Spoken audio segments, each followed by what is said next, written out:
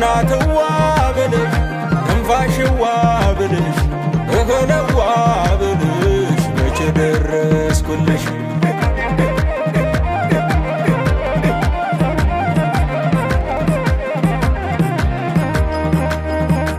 ሾረባ ሆኗል ጎፈሬው እንደ መይሳው ሊያረገው ያጎንደሬው ምነው ገብርዬ